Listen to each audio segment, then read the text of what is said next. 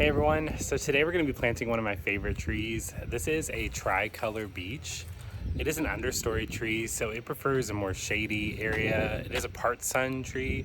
As you can see, it's got these variegated leaves that are really beautiful. They've got like a burgundy color almost that leads to almost a brown inside. It is a part sun tree like we talked about. It does grow 35 feet tall by 25 feet wide. We are putting it next to a house.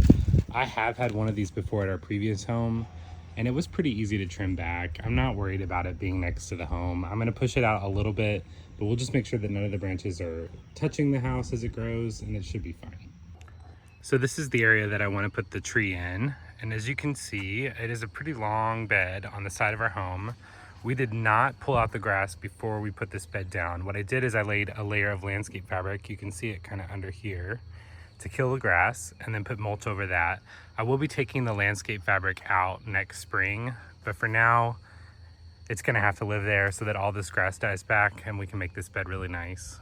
Next year, we'll just put mulch directly on the soil. Excuse the pipe, we will be setting up drip on today's video, so I'm gonna run drip down this bed. So I wanna connect the drip to our beech tree, but this is a lemony lace elderberry.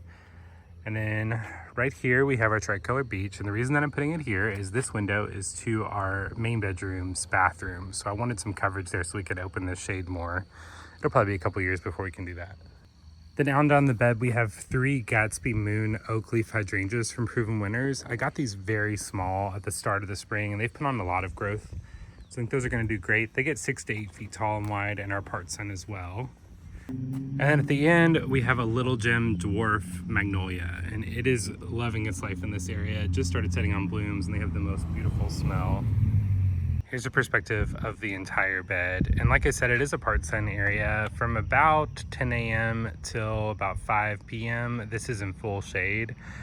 This magnolia does get more sun as the sun kind of beams through here. We've got a lot of work to do in this area today, but we are going to be setting it up on drip, like I said, and we are going to be connecting all these plants to it.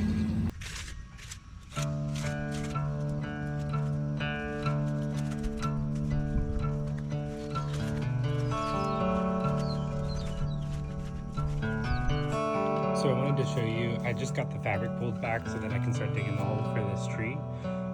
But as you can see, the fabric has completely killed off all of the grass, and it is pretty much gone. I would say that this bed has been covered in fabric and mulch for about 2 months now, and it's definitely taken care of it. So I could probably take the fabric off this year, but that's going to be a next year project. I don't recommend putting landscape fabric in garden beds as it keeps nutrients away from the soil, especially when you fertilize. So like I said, we will be taking this off next spring, but it's going to have to do for this year.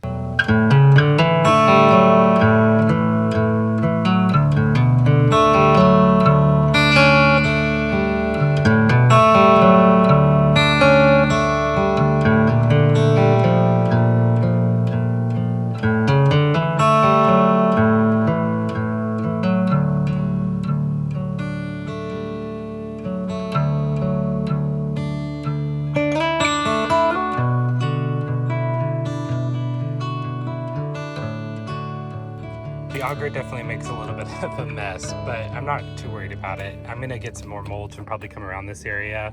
I did pull the landscape fabric pretty far back so that I continue fertilizing this tree throughout the season. I did plant the tree a little bit high, maybe about 1.5 inches higher than the regular flat surfaces you can see over here.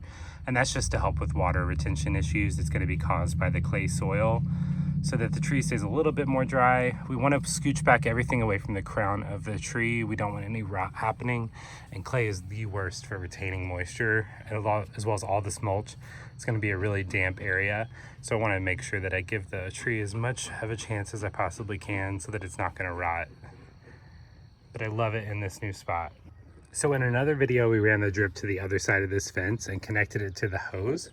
Today I'm going to be taking this black supply line and running it all the way down this bed. It's what's going to supply water to this entire bed. This black supply line has no emitters in it, so it's just bringing the water down. We're going to come off that supply line twice, one for the oak leaf hydrangeas here and one for our tree here. I am not going to attach the magnolia yet. As you can see, this downspout is broken, and I'm going to be fixing that soon, so this magnolia has plenty of water. I'm afraid that if I give it any more water, it's going to die. So until I fix that downspout, I won't be running drip to the magnolia, but I will be for these 4 plants here. So like I said, black supply line all the way down the back of this bed, and then we'll come off with some drip tubing that does have emitters for these 4 plants here.